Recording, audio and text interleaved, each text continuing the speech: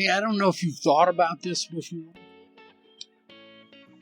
but most of the scars that are on people's hearts were not placed there by their enemies, but they were actually placed there by the people who claim to love them the most.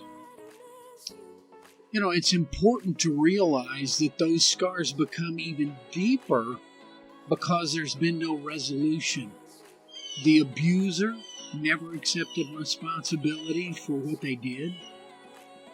And because we didn't confront it, we kind of have allowed it, and many times it continues until it gets so egregious that finally one day we have to separate ourselves from it.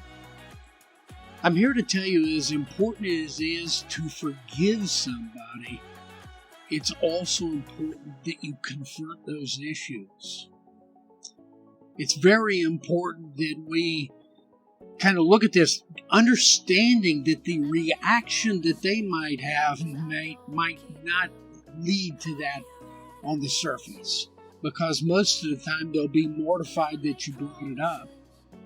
They'll accuse you of how dare you say that it's my fault, or they'll say that you're judging them and you shouldn't do that. I don't know where society came up with that, because many times they quote it as a Bible verse saying, hey, the Bible says you're not supposed to judge others, so don't do it. But for the record, it doesn't say that. In Matthew 7:1, this is that verse. It says, judge not lest you be judged. And it goes on to say that according to how you mete it out to others, that same standard will come back to you. In essence, God is saying, however you choose to judge others, I'm going to use that same standard on you. I used to be pretty judgmental, and once I got a understanding of the scripture, I realized I'm going to be a little more lenient with people and not judge them so harshly, because in essence, I'm putting that back on myself. I want to tell you a little story, because the importance of forgiveness and confronting go kind of hand in hand, and sometimes we get a little confused with it. There's a syndicated radio program that is there's a lady psychologist, psychiatrist. She's probably got all those qualifications. And she does a weekly program every day of the week. And people call in, ask her questions about relationship issues and what they need to do in certain situations. And she's kind of open to discussing just about anything with them. The thing is that I used to listen to her years ago when I would travel more, and in the afternoons it was really kind of a good thing to listen. I always enjoyed listening to how people arrived at decisions. And the thing that I think alarmed me more than anything else was people's inability to be able to reason. We always have this idea that everybody, if they were given all the facts, would come up with the right answer. And I'm here to tell you that is not the case. And once you listen to some of these programs, you hear that. Well, the other day, I just happened to be traveling in one of those cities where this program was being broadcast. And I recognized it immediately. And here's what happened. A lady comes on the program and she said, Doctor, and lists this lady by her name, and said, I'm married, I have 2 children, I got a 10-year-old and a 12-year-old. We've done really good for ourselves. We are in a good church.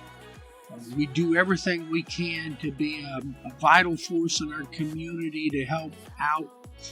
And she said the situation is my sister is younger and she has had a string of failures in her life. And just recently, a breakup left her in a hopeless situation, and she was out without a place to stay for a while. And so my husband and I talked about it, and we thought, hey, this would be a great opportunity for us to allow her to move into the house, into that spare bedroom that we have, and we'll take that opportunity to be able to try to help her make better choices, because it all comes down to choices in life and your responsibility to make the right choices. And so they did, and she was there, and she said, 2 weeks ago, I went on a women's retreat with my church. I was hoping that my sister would go, but she had just gotten a job, starting to get back on her feet, and she was getting her first check that week, and she wanted to go spend it with some friends, celebrate her first check. And so she didn't go with me that weekend. She stayed home. And she said on Saturday night, she went out and partied a little too much, and when she came home, she tried to crawl in bed and convince my husband to sleep with her. She said, I got home on Sunday afternoon, and after I heard what had happened, I threw her out of the house. And there was a long pause. And finally the doctor came on and said, what is your question for me? And she said this, I was wondering if you think I need to call her up and forgive her.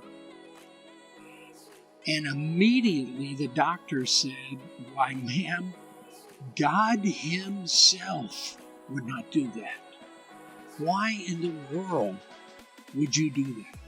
And I think we've become a society that is afraid to confront people, and we just want to get along, and we're afraid of being alienated or being canceled by culture today by saying we're too intolerant, when we really have a right to being able to confront those egregious things that take place in our life. And sometimes we know we're supposed to have a heart of forgiveness, but we have a hard time pulling those two things together.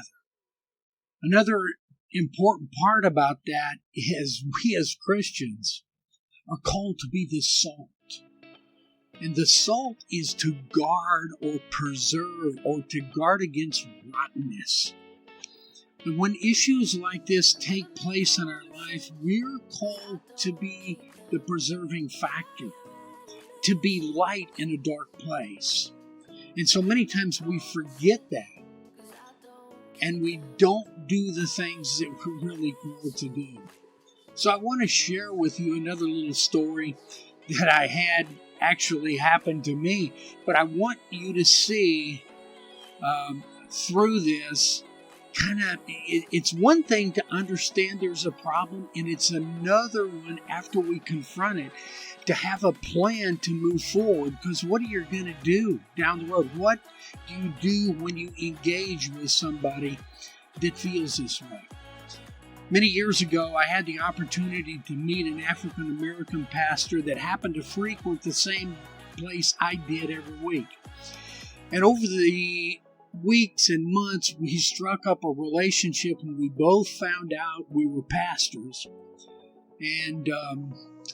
And we began to share with each other. It was really a great experience because each one of us were not emotionally involved with our congregation, so we could be really candid with each other and share what was going on. And it was in this setting that this situation came up that I think will help people to see a way forward when issues like this come up. First of all, this guy, his last name was Whitfield, but he wanted me to call him Whit. And he called me Rev. And so when we exchanged with each other, that's the way it always went. But one day, he came to me and he said, Rev, I got a situation I want to tell you about, and I need your insight on it. And at the time, I didn't understand really how big a deal this was to him, and I later understood it. But he started talking to me about life is like the track of life, and it's like a set of railroad tracks. And he said, it's like you're going down the track and you've got somebody with you. And he said, as you're moving along in life, at some point in that juncture, that person you're with decides to go off in a different direction and leave you. And you continue on that path that you've set in life, and many, many miles down the road, possibly years, that person that left you all of a sudden wants to come back on the track and continue with you as if nothing had happened. And my thing is, I say, no, you can't come up on the tracks here. We need to go back to where you stepped off and deal with that. And he said, Rev, do you understand what I'm talking about? Well, at that time, I didn't know that this actually pertained to a particular situation he was in. I didn't know how he was presenting this to me, and we chatted about it that day and left.